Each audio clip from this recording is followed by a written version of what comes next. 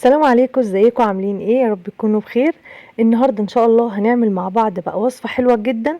هنعمل تارت، بس هنعمله بطبقه من البسكوت كده زي ما انتم شايفين معايا في الصينيه. صينيه التارت العاديه، عندك صينيه بسبوسه، اي صينيه عادي خالص. انا عملت عادي خالص بسكوت اي نوع انت حباه. ضفت عليه الزبده، وطبعا ضربته الاول في الخلاط في الكبه، وبعد كده ضفت عليه الزبده وبالشكل ده، وبقيت ان انا اضغط عليه لحد لما يبقى عامل زي الرمل المبلول كده. ونفرده في الصينيه بالشكل اللي انتوا شايفينه ده، ونطلع له زي حرف كده شويه. تمام كده. طيب، سهله خالص، مرضتش ان انا اطول عليكم فيها. هنجيب بقى ايه؟ طاسه، عشان هنعمل الكراميل. معايا كوبايه من السكر زي ما انتوا شايفين كده. هنعمل كراميل كده في البيت حلو جدا جدا جدا. جربوا الوصفة دي هتعجبكم قوي. هنطلع بيه على النار لحد لما طبعا يكرمل معايا كده ويبقى لونه زي الذهبي كده غامق شوية. تمام، مش يعني ما تغمقيش قوي عشان طبعا ما يتحرقش منك. تمام كده. هنا بقى طلعت كده بيه زي ما انتوا شايفين على النار لحد لما يسيح خالص.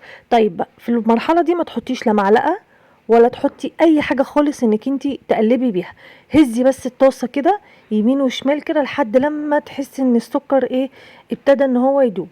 تمام كده، واحده واحده هتطلعيه حلو جدا. انا ساعات بكسل بصراحه ان انا اعمله وبجيبه جاهز يعني، بس عادي.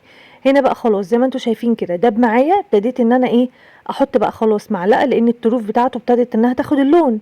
فانا عايزاه كله يبقى لون واحد. حطيت بقى المعلقه كده في الوقت ده، وابتديت ان انا اقلب بالشكل اللي انتوا شايفينه ده كده. تمام اهو، لحد لما اللون بتاعه تحفه، يعني اوصل لدرجه حلوه، لا غامقه ولا فاتحه. تمام كده. او بالشكل ده كده هفضل اقلب. انا الكراميل اللي انا هعمله ده انا عايزاه تقيل شويه، مش عايزاه خفيف. معايا هنا كوب من الحليب برضو، ونفس الكوبايات المعياريه.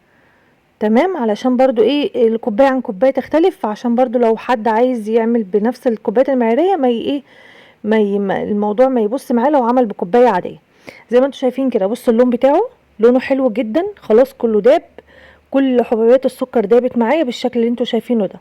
هبتدي ان انا انزل واحده واحده بقى، سمي الله كده، وابعدي ايدك خالص. واحده واحده ابتدي ان انت نزلي بالشكل اللي انتوا شايفينه اللي انا بنزل بيه ده، لان طبعا بيفور. وممكن في المرحله دي وطي خالص، وابتدي ان انت بصي يعني، وهاتي طاسه عاليه شويه علشان هو بيطلع لفوق كده. تمام، او حله بالشكل ده كده. ابتدي ان انت واحده واحده، وخلي بالك عشان لسعته يعني غبيه جدا.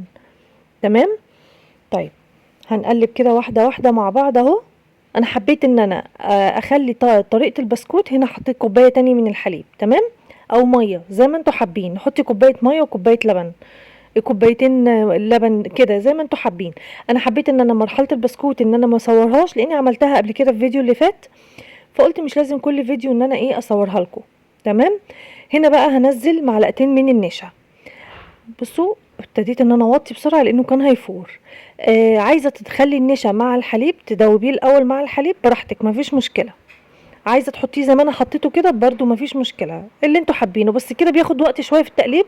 انا بصراحه نسيت، وكنت عايزه احطه مع اللبن يعني يدوب مع بعض على طول عشان تبقى مره واحده، بس مش مشكله. ابتديت ان انا اقلب كده واحده واحده فيه بالشكل ده كده، لحد لما هيبقى معايا كريمي وتحفه جدا جدا فوق ما تتخيلوا. قوامه فظيع يعني. لو انت عايزاه يبقى تقيل كده وتسيبيه بقى يهدى خالص، ممكن تزودي كمان معلقه نشا لو انت حابه تزيني بيه تورت، تحطيه في الكيس الحلواني وبالبلبله وتعمليه. هحط بقى معلقه زبده كده. تمام، بالشكل ده. بصوا بقى تقل معايا بقى، طبعا النشا ظبطه، ومعلقه الزبده دي طبعا هتديله طعم تحفه بجد، فظيع بجد، تحفه جدا جدا. بصوا التقل انا عايزاه تقيل كده. انت بقى عايزاه اتقل، مثلا لو هتزيني بيه زي ما بقولك كده تحشي بيه تورت، ممكن تحشي بيه تورت باللي هو بالسمك بتاعه ده، يعني التقل بتاعه ده ممكن تحشي بيه تورت عادي جدا. تمام كده اهو. هنروح بقى ايه خلاص على التارت بتاعنا اللي احنا عملناه اللي هو بالبسكوت. هبتدي ان انا بصوا الكراميل عامل ازاي. يا خراب يا ناس، في ناس كتير ما بتحبش الكراميل يعني، في ناس كتيره جدا ما بتحبش الكراميل، بس انا بصراحه من عشاق الكراميل. هبتدي ان انا انزل بقى كده كل الكميه بتاعتي وافردها. عشان كده قلت لكم البسكوت نطلع له زي حرف كده شويه لفوق عالي، علشان ايه هنفرد بالشكل ده. تمام. طيب احنا هنعمل ايه دلوقتي تاني عليه؟ هنجيب بقى معانا موز.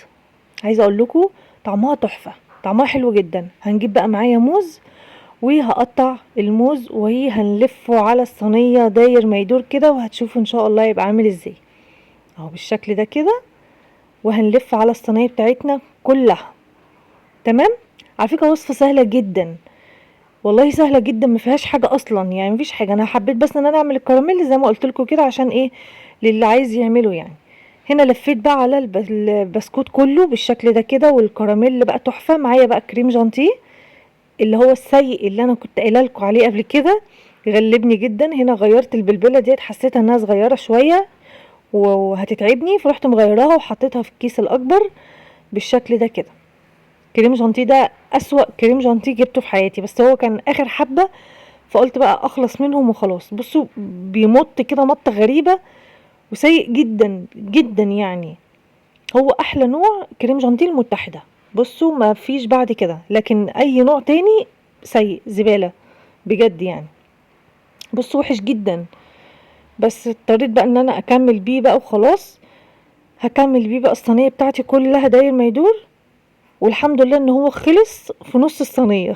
يعني هتشوفوا دلوقتي، بصوا في نص الصينيه خلص خلاص. عندي بقى الكريم جانتيه اللي هو الشوكولاته ده، كان كيس كده برضو شايلاه، بينفع يعني. الحاجات دي كلها بتنفع. رحت جايباه برضو، ضربته كده الاول، ورحت عاملاه كده بالشكل ده كده نص كده، ورشيت عليه من فوق كاكاو خام، يدي بس لون كده وشكل حلو.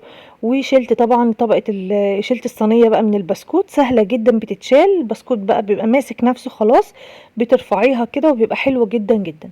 للأسف بقى مش هعرف اقطع معاكم الصينية دي، عشان برضو خدتها معايا يوم ما انا كنت عاملة اللي هي الحمرة ديت، التشيز الحمرة، فكنت واخداها معايا عند ماما، فما عرفتش بقى ان انا اقطعها معاكم. تمام. هنا بقى طبعا الكراميل الجاهز اللي انا بقول لكم عليه اهو، رشيت عليها كده بالشكل ده كده، وكانت عايزه اقول لكم حلوه جدا وعجبتهم جدا كل اللي داق منها بصراحه. بس عايزه اقول لكم برضو هي تقيله مش خفيفه، اي حاجه بالبسكوت بتبقى تقيله شويه، عشان كده انا بحب اعمل تشيز كيك اغلبيتها بالكيك يعني. بس انا بحب البسكوت بس اغلبيه كيك. يلا بقى، السلام عليكم.